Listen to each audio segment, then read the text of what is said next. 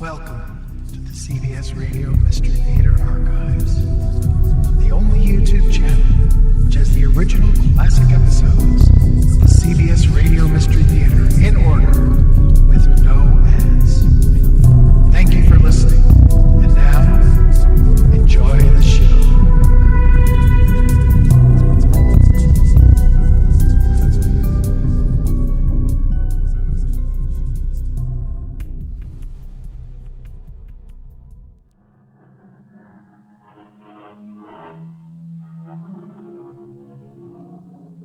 Come in. Welcome. I'm E.G. Marshall. In the year of our Lord, 1976, and I use the appellation with some sadness, there were 18,780 murders committed in the United States. These are the latest figures from the FBI, and the only pleasant thing about them is the fact that the rate decreased 8.3% from the previous year. A trend I fervently hope will continue. But where murder seems the only way out, there is always a story. This is one of them. Oh, come on, honey. Gloria, you gotta be home. Hello? Gloria? Yeah, Ralphie. You sound kind of funny. What is it? She's dead. Who? My wife, Lucy. You mean she just up and died? No, not like that. Oh, what are we gonna do? I killed her.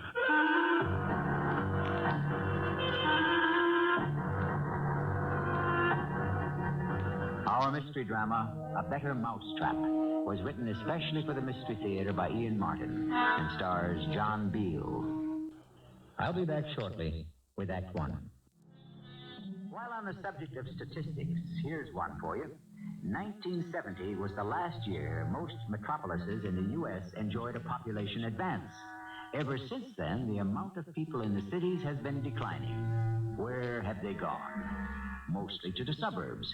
Here's Ralph Lester, a typical suburbanite. He moved out of New York before 1970. At the time, it seemed a great idea. A garden, a house, a family, good schools. How has it worked out for him? Let me say only that Ralph Lester is tired, hates the train ride, has had at least one too many drinks, and is worried about, among other things, finances.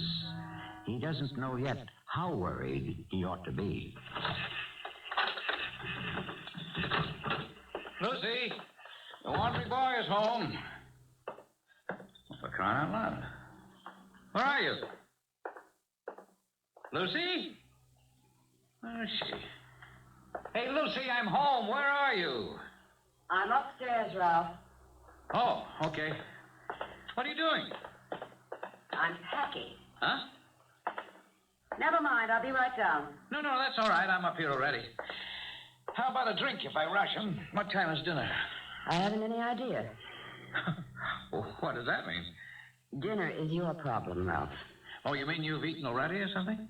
No, I haven't. Well, did I forget? Are we going out? I'm eating out, yes. I don't know about you. Well, if you're going out, you mean you didn't leave me something? I'm supposed to scrounge it up by myself? Why not? I think it might make good practice. Good practice for what? For the future, when I'm not here. When you're not here. That's right, Ralph. I'm leaving you. Leaving me? What for? It isn't so much what for as why. Yes, I think that's the correct question. All right, then why? Two things. Money and Gloria. Gloria. Your secretary. That's the politest term I can think of. Well, you can't say that there's anything between me and Gloria. I don't think I know. Well, how do you know? Well, I'm ashamed to say it, but I hired a man to follow you. Oh, brother, I think I better get that drink. I wouldn't. Not quite yet. You need a clear head for the other discussion.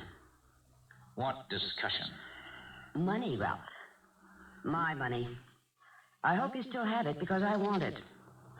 And if you don't have it, I'll make you account for every penny, no matter what court I drag you through. Oh, now, wait a minute, Lucy. Wait a minute. I'm really bushed tonight. It was a tough day. Just give me a chance to pull myself together so I can... So you can what?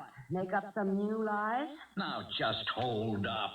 I don't know what kind of lies people have been telling you. And if that dried-up, middle-aged old witch next door... Don't you take off on Ellie Pratt. She's the best friend I have in this stupid town, maybe the only one. The whole thing is going to be brought out in the open. Unless you can convince me in black and white that you haven't been cheating on me 2 ways.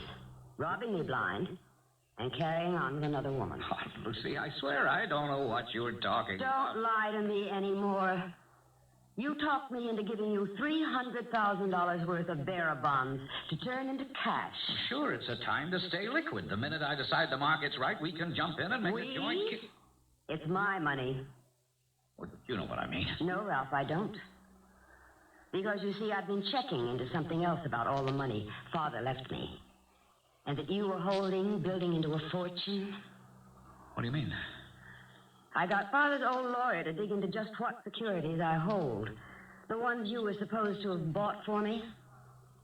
What happened to those securities, Ralph? Where are they? You know the firm is holding them for you in your account. Mr. Stearns couldn't find any record of them. Oh, for heaven's sakes, Lucy, the old man is senile. I have all the proof and the documentation. It may be too late to get my money back. But I'm going to fix it so you get punished for stealing it, and I'm not going to let you have a chance to squander any of it on a cheap little tart you pretend is your secretary. Look, you don't understand. It's been a difficult period, Lucy. I've had to try to cover short sales and option deals, and if there was any question now, I could be ruined, Lucy. I could be sent to jail. Oh, I know, Ralph. And that's just where I'd like to send you. Lucy, please. Listen, you don't know what a spot I'm in right at the moment. You mean you embezzled other people's funds, too? Well, it isn't embezzling. You don't understand business and the market. It's just that sometimes you have to manipulate. And now, just at the moment, just while the market turns, I'm in such terrible shape it would be the end for me. But I promise you... I wouldn't believe you whatever you told me. And I'm going to tell you, no matter what it costs me, I'm going to call the turn. I'm going to shout it out. Oh, no, you're not. Yes, just watch me. Don't think...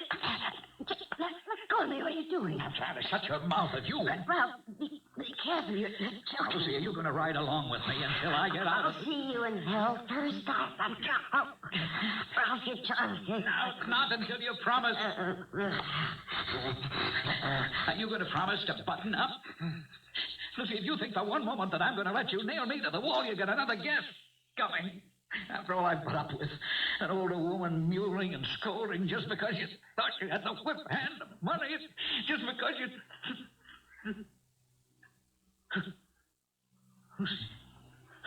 Lucy, I'm sorry. Oh, good Lord.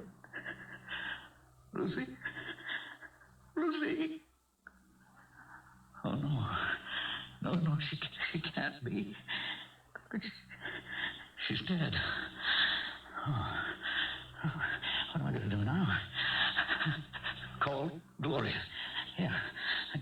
I got to call Gloria. Hello? Gloria? Yeah, Ralphie. Hey, you sound kind of funny. What is it? She's dead. Who? My wife, Lucy. Gee, that's terrible. Well, honey, I'm sorry, but, honey bun, it solves a lot of trouble for us, doesn't it? No, not a bit. Only makes it worse. What do you mean? Oh, Gloria, she didn't just up and die for herself to make it convenient for us. Well, then what? I killed her. You what? I didn't mean to. It was an accident. I mean, she found out about us, and I lost my head, and You murdered her? But she was threatening to scream out about us, and I wanted to keep her quiet. All I did was put my hands on her throat, and before I knew it... Ralphie, I don't want to hear anymore. I'm getting out of it. You can't. Oh, no, you're in it up to your neck. You, me, how we've been kiting accounts. You can't involve me in that. Can you? Ralphie, what are we going to do? Well, I got a notion, a real crazy notion. It's the only way I can see out of it. Yeah? What is it? We'll have to kidnap her. How do you kidnap someone who's already dead? I don't mean for real, Glory. I mean pretend to. No one else knows she's dead yet. Yoo-hoo, Lucy. Where are you, darling? Pete's sake. What is it? Ralph? That silly old snoop L.A. Pratt from next door. I gotta hang up. Nobody home? Oh, she's in the house. For the love of Mike, she's on her way upstairs. I'll call you back. Yoo-hoo. Gloria, the woman is in the house. I'll call you right back. I know you're there. I hope I'm not interrupting anything. Oh, brother. That you, Ellie? In the flesh, not a picture. Can I come up? No. I'll be right down. Don't slip on the soap. Soap. Yeah. And you'll never know how tempted I am to invite you up here to the bathroom and drown you, Ellie. Sorry to keep you waiting, Ellie. Oh, that's all right. You know me, I just make myself at home. Where's Lucy? Lucy? Oh, no, she's getting ready for dinner. Oh, then I won't be a minute. I'll just run up and talk to her. I mean, she's in the shower. She's taking a shower, can't you hear? Oh, yes. Well, look, tell her I'll drop back in 10 or 15 minutes. Well, we won't be here. At dinner time? No, we're going out for dinner. Oh, that's funny. What's funny? Well, I talked to Lucy on the phone just before you came home. She told me she'd be here till 9 o'clock, and I'd better pick it up before then. Pick what up? The envelope. What envelope? From the Brownies. From the Brownies? Yes, you see, it's the annual charity drive, and each den mother collects the pledges the little dears bring back to the den. Oh. Now, Lucy's is the last one this year. Oh, maybe if I just looked around... Really, Ellie, we've got to get out to dinner. Oh, well, who are you dining with so early? No one. I mean, that is, we're just going out to celebrate for a change. Oh, I'm glad to hear that. You know, I haven't liked the way Lucy's been looking lately. And she didn't seem herself at all today. Do you know what's troubling her? Well, that's a private matter. But I can promise you nothing's troubling Lucy now. Oh, good. I wish I did have the envelope, though. I peeked about, but it doesn't seem to be down here. Now, maybe if I just ran up and called to her Ellie, through the door... I promise you, I'll get the envelope and deliver it to you. Well, I really must run. It was just, Lucy does take a long shower, doesn't she? Huh? Oh, well, she was working in the garden all day. Really? I didn't see her out there. Well, most of the day. Now, Ellie, I have to change, too, and I... Oh, of course. You don't have to treat me as anything else but family. I'll let myself out. No, I'll do it. I want to lock the door anyway. Lock the door? Yes, we'll be going out through the garage. Ralph, are you all right? You look a bit drawn. Oh, I'm fine. I'm fine. Oh, now, how did he get out, that fool cat? Oh, now, don't you talk to poor Ginger like that. He's Lucy's best baby, aren't you, darling? What's he mewling about? Oh, Ellie, will you put him down? The poor baby's just looking for his supper. I'm surprised Lucy hasn't fed him. Oh, she probably forgot. It's not like her. There isn't anything wrong between you and Lucy, Ralph. Oh, what could be wrong? Oh, I don't know. She hasn't seemed herself lately, and you seem so nervous tonight. I'm just tired. Look, Ellie, I don't want to keep Lucy waiting. Yeah, of course. I'll run along. Now, tell Lucy I'll drop by first thing in the morning to pick up the envelope. No, there's no need. I'll drop it in your mailbox on my way to the tray. Oh, shut up. I don't need any trouble from you. What am I going to do? What am I going to do?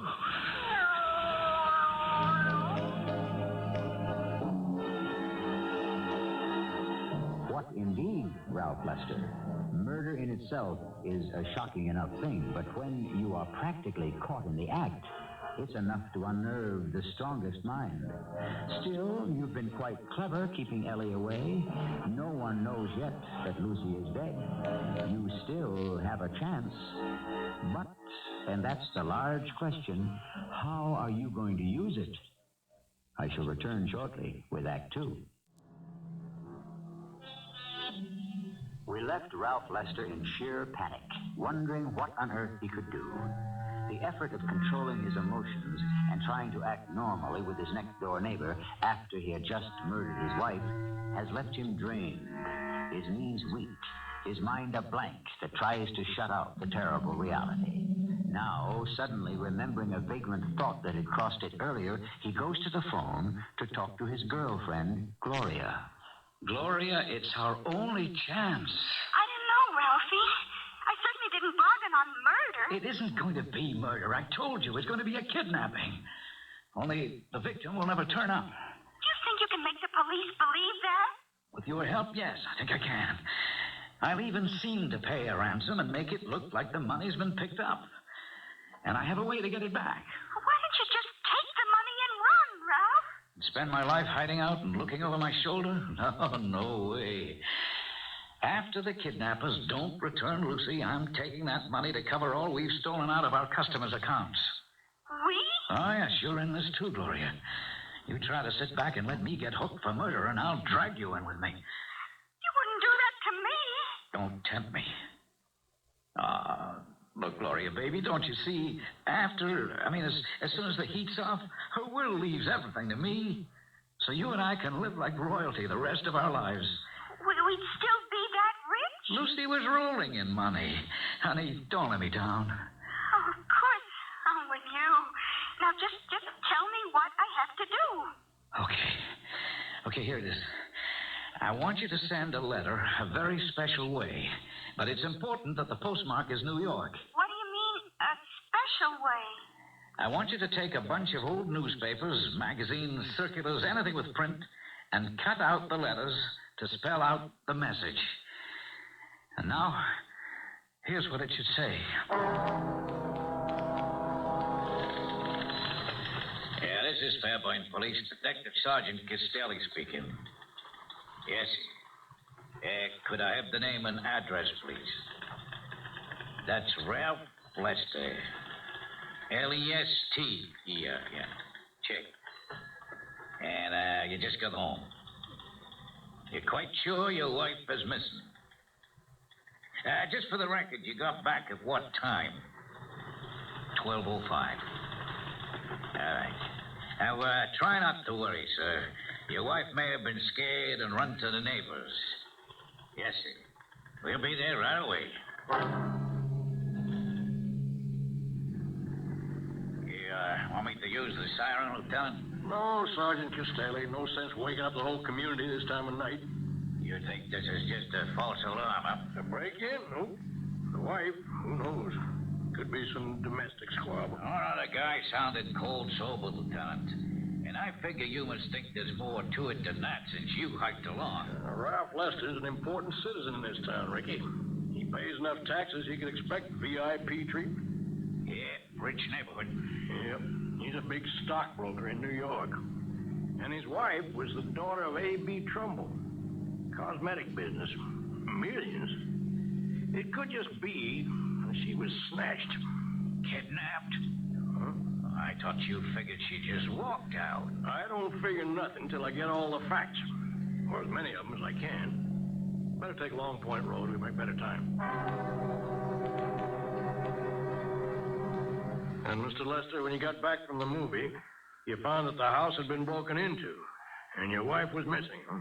Yeah, that's right, Lieutenant. What movie did you see? It was at the Fine Arts Theater. Mm-hmm. And you went alone, huh? Well, it was the last night the film was going to be showing. But you and Mrs. Lester had dinner together, huh? In a manner of speaking. Sir? Well, you see, we started to go out because I thought Lucy was looking tired. But on the way to the restaurant, she decided she didn't feel up to dining out. So I just got some roast beef and coleslaw and that sort of thing, and we came back home to eat. I was a little worried about Lucy. Yes, sir. And then you went out to the movie by yourself, huh? Well, she didn't want me to miss the film. She'd been to it earlier in the week, as a matter of fact, with a friend of hers. Oh. A friend? Mrs. Eleanor Pratt. She lives next door. Well, then perhaps she might have seen something. Oh, I doubt it. They broke in on the side of the house away from her. And besides, there's quite a bit of vegetation screening us from each other. Well, we'll check that out later.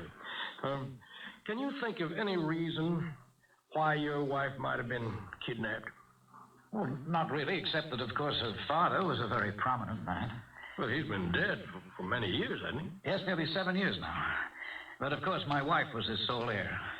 So you're more or less convinced that that's what happened? I beg pardon? I mean, there isn't any possibility that the break-in and your wife's disappearance are not connected. I don't follow you. You don't think Mrs. Lester could have just left by herself, walked out? Oh, why? I mean, we've been married for nearly 20 years. We were happy. I'm sorry, sir. My job is to ask questions and to find your wife as fast as I can. Now, look, if there's any danger to her life in any way, I don't want police interference. We'll work with you, Mr. Lester, as carefully as we can, if it's a kidnapping. What else can it be? We'll know that soon enough. One way or another. Now, you say, Mrs. Pratt, it is Mrs., correct? That's right. I'm a widow. My husband died almost 10 years ago. I'm sorry. So am I. Now, Mrs. Lester didn't say anything to you by any chance about going away. No. Why should she? Oh, I thought you were the best of friends. We are, but I didn't mean that. I meant, why would she want to go away? Oh, any number of reasons. Mr. and Mrs. Lester didn't have any marital problems, did they? Oh, I never heard of it. Lucy never said anything at all like that to me. I didn't say that they had. It's just something we always ask. She's a little older than him, isn't she? Yes, nearer my age. When was the last time you saw Mrs. Lester? Oh, the day before yesterday. Oh. I did run over just before dinner tonight to pick up something from her, but I didn't get it, and I couldn't see her. Why not? Well, you see, she was taking a shower, and Ralph and she were getting ready to go out. Ralph seemed to be a bit nervous and in kind of a hurry, so I didn't stay. Mm-hmm. What was it you were going to pick up? Oh, just some money for the Girl Scouts. But Ralph promised to drop it by tomorrow morning. You think Lucy was kidnapped? All the evidence points that way. But if she was, we'll all know soon enough. Or at least Mr. Lester will. Thank you, Mrs. Pratt. I don't think we'll have to bother you again.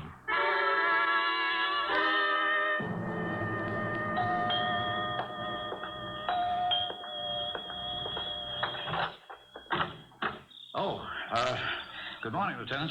Almost afternoon, Mr. Lester. Heard anything? No. Well, they didn't contact you by phone? Who? Well, the kidnappers. No contact. Now, you wouldn't be keeping quiet about it if they had. Why? It isn't a good idea, Mr. Lester. The police can help. No, I wouldn't take any chances on risking my wife's life. I can understand that. Nothing through the mail? No. If this is a kidnapping, don't try to handle it yourself. Please. You need help. Professional help. We won't endanger your wife's life in any way. What we'll try to do is to protect it. Just help us do our duty. Okay, Lieutenant, up to a point. As soon as I know anything, I'll let you know. And now, if you'll excuse me, I couldn't go into New York today, and I'm trying to handle my business by phone. Oh, that's probably a customer now. See you. I'll be around.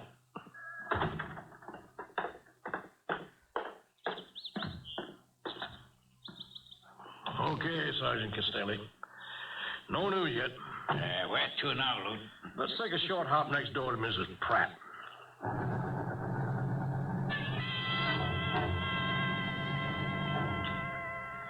So you got your envelope all right, Mrs. Pratt, huh? Oh, yes.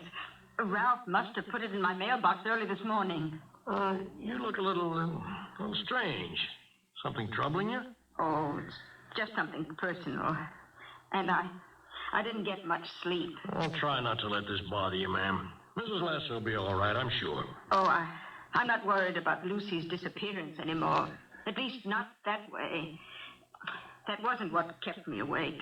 Well, what did, ma'am? The cat. Ginger. Lucy's cat. Yowling like a little banshee. I guess she missed Lucy as much as me. Mm-hmm. What stopped you from worrying about Mrs. Lester? Oh, why, the note she'd put in the envelope. I wonder if I could see it, Mrs. Pratt. Well, I don't know. It's rather personal. But it might have something to do with the case. I suppose it might. Well, may I see it then? Oh, I guess Lucy wouldn't mind my showing it to you. No, ma'am. Dearest Ellie, just a scribble to say goodbye for a while. I'm going away, and I can't face anyone with why just at the moment. I suppose you've noticed that I haven't exactly been myself lately. If I had to tell you why, I'd just break down and fall apart. I'll write you all about it once I'm settled.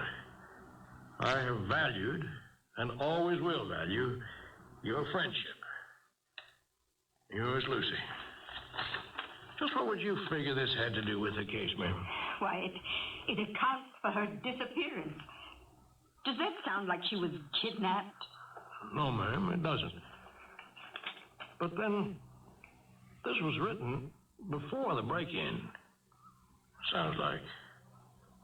So, it seems like it doesn't change things after all. Is Ralph Lester going to get away with his dangerous and desperate gamble? Has Lieutenant Barth picked up any of the tenuous clues that are falling his way? And if he has, can he possibly strengthen them enough to make them stand up in court to obtain a conviction? In short, can Ralph Lester get away with murder? I shall return shortly with Act 3. There is a very simple and totally laid out suspense to this story. Can a man who has committed a murder cover his tracks by making it seem to be a kidnapping from which the victim never returned? In the first act, we witnessed the crime. In the second act, we watched the investigation. Now in the third, we are watching, or listening, if you will, to the big question. Can Ralph Lester get away with murder?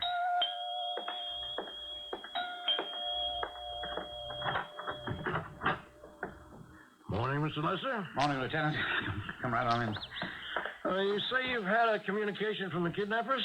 Yes, here it is. You can read it yourself. Oh. We have Mrs. Lester. She is safe. Oh. She'll stay that way unless you refuse to pay the ransom. We want $300,000 in small bills. Nothing over a 20. You will be notified where to leave the money. Do not call in the police, or we cannot answer for the safety of your wife. This came in today's mail? Yes. So it is a kidnapping. What kind of statement is that? What else? May I see the envelope? Sure. Postmarked New York. The message pasted up with letters out of newspapers, magazines, and so on. That's pretty clever. How can we trace them? I don't know. Of course, I'll take this and subject it to latent fuming tests and blood print kits. Oh, what for? Well, we may be able to lift hidden fingerprints, find out if criminals are involved. And now we can set up an overseas team. Now, let's get this straight, Lieutenant. I don't want anyone interfering in my wife's safe return. We don't want any danger to her either. But there are things that can be done to monitor... No, sir, I want the police out of this entirely. You'll pay the ransom? I'm already making arrangements for that. How can you be 100% sure that this message isn't a phony? What? I never thought of that. Well, then let us work with you. No, I'm afraid to. All I care about is Lucy's safe return. We'll maintain a low profile, low enough not to interfere with that.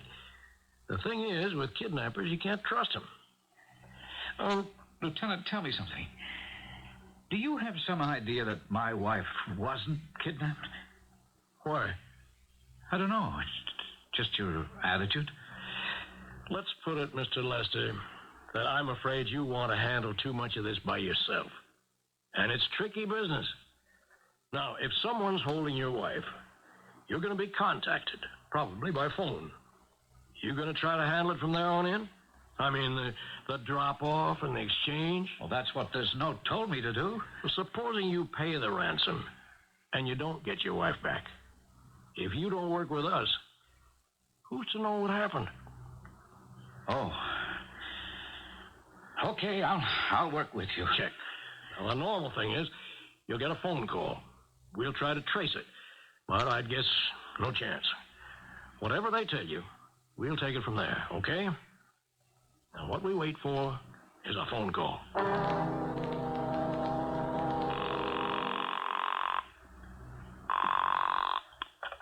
Yeah? This is Ralph, Gloria. Oh, yeah. Hi. Now, look, I'm calling from a payphone. I gotta give you some instructions, and you gotta listen close. Are you with me? Oh, sure, honey. All right, then listen.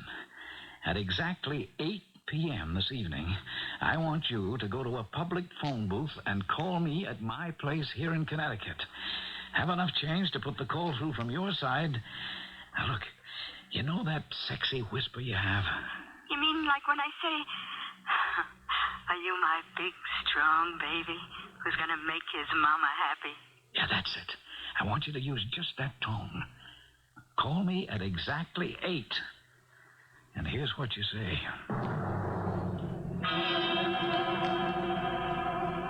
Tomorrow morning, you will take the train, arriving Grand Central, 9:42.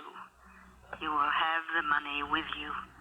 You will go to box 431, which you will find open. The money must be in a brown paper bag. Put it there and shut the box. Walk away immediately. Obey us, or your wife's life is on your conscience. Did you hear that, Lieutenant? Yeah, I heard it. Any chance of tracing it? None. Not long enough. Was that a man or a woman? Oh, hard to tell with the whisper. You recognize the voice? No. What are you going to do? Well, I'll leave the money exactly as I was told to do. And I want the police out of this. I'm not taking any chances on Lucy's life. It'd be better to have us standing by. No. You can talk us out of it, Mr. Lester, but the FBI is another story. The FBI? Well, more than one state is involved now. They have to be called in. But if they interfere, it could be my wife's life. They're very discreet. They won't move openly until your wife is returned. Or until they know they can rescue her. Well, I don't like it. Maybe I'll just call off the whole thing. Don't you want your wife back? Well, of course. Well, then you'd just better follow along the way they tell you. I don't know. I have a strange hunch that... No, I can't say it. You don't think that your wife is dead already, do you? It is a possibility, isn't it? Yes, it's always a possibility. Well, I have to get back to the station house. Good luck tomorrow. I guess I'll need it.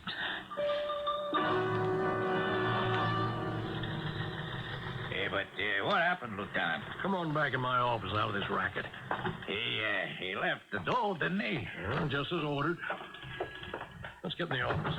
But no one picked it up, huh? That's the whole foul-up. The locker was checked. They're only good for 24 hours, and the FBI knew it would run out at 12 noon. But when no one showed up to pick up the ransom, they moved in. And when they had it opened, the locker was empty. Why? Yeah, they goofed somehow. Don't ask me. Someone managed to sneak in and pick up the dough. But Mrs. Lester hasn't been returned. Not yet.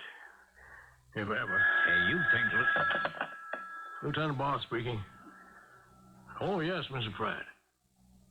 I see. Well, did you call Mr. Lester? He's not home. Well, that's strange. No. Oh. I tell you what. Let me come right over. Come on, Ricky. We're going over to Mrs. Pratt's. Why, what's the matter? She's having cat trouble. Cat trouble? Yeah, somebody killed her neighbor's cat. And you say you heard the cat all last night till about 1 this morning? That's right, Lieutenant. Crying as if his heart would break. Crying? Oh, he was really howling up a storm. Poor little thing. like he was a mourner at a wake. Where was the cat making all this noise? Oh, you can see right out the window. It was bright moonlight last night, and there he was, sitting on the old well, just howling. You mean the one right out in back of Mr. Lester's place there? That's right.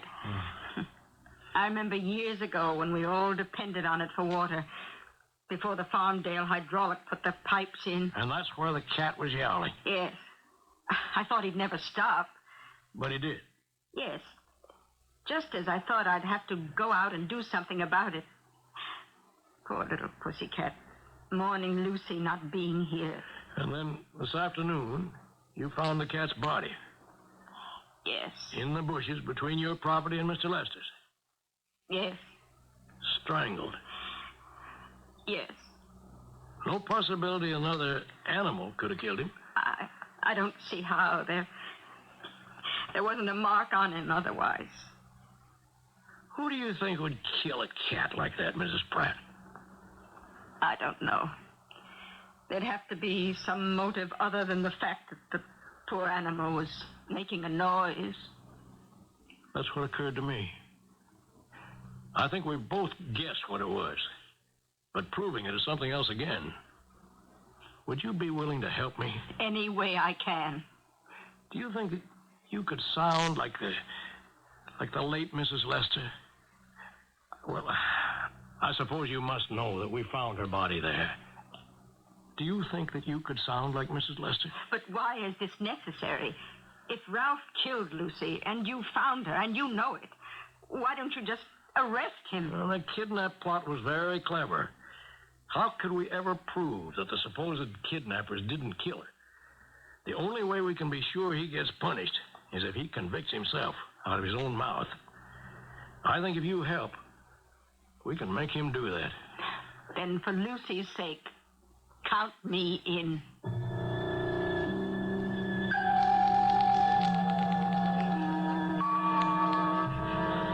Lieutenant, I really don't understand the purpose of all this. I was fond of Ginger, but in my present position, I can't worry too much about the accidental death of a cat. I was just wondering why you didn't hear him caterwauling last night. I didn't even know he was out. I was dead to the world after what I've been through.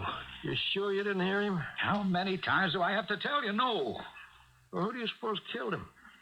Lieutenant Barth, you should know in a country like this, animals meet accidental deaths. There are raccoons and foxes and cars and any number of ways an animal can meet an accidental death. By strangling? Is that how Ginger died? Apparently. Now, suppose you tell me why the cat picked this particular spot to howl. I'm sure I don't know. You know who we found in this well, Mr. Lester, also strangled, but about 20 hours before? Your wife. Lucy? Oh, that's awful. How did you find her? The police are not fools, Mr. Lester. And you're not so smart. Ever since you killed her, you left a trail of clues. I didn't kill her. You'll never prove that. Then who did? The kidnappers, of course. They never intended to let her go. What kidnappers? Try and prove there weren't any. I can do that for you, Lieutenant. What? What did you say? Who? It's me, Ralph. Lucy. But it can't be. You're dead. How can you be so sure? Because I killed you. I killed you myself. You were dead before I threw you in the well. Not quite dead, Ralph. Kept alive long enough to convict you and make you and Gloria pay for my death. Now that you have convicted yourself out of your own mouth, I can rest at peace.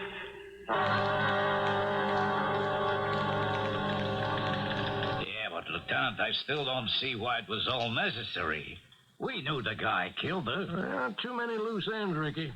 This one I wanted to nail for sure. With all the witnesses we had last night, we got him dead to rights, huh? There's only one thing. What's that? The so-called ransom. Now, we know he had the dough. The FBI watched him put it in the locker. But who picked it up? Mr. Lester. It was simple. He also had the key to a box right next to the one his girlfriend had specified.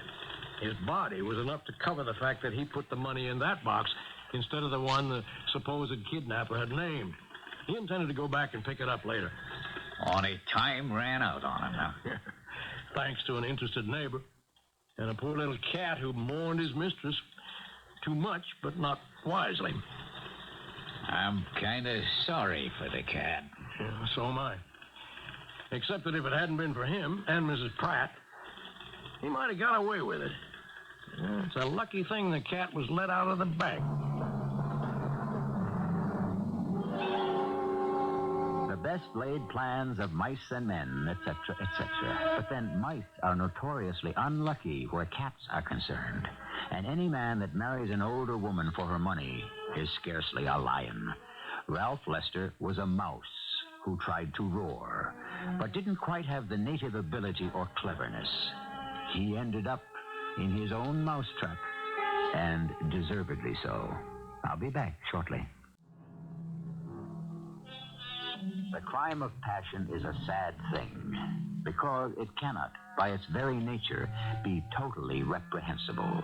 But when human nature has taken its course to the ultimate end, any concealment or attempt to escape consequences is indefensible.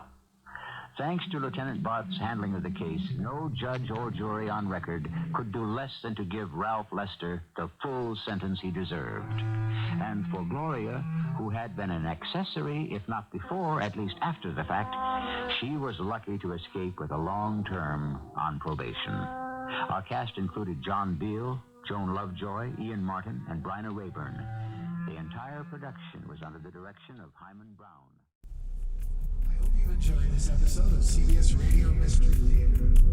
If you've enjoyed this and want to hear more, please subscribe to this channel.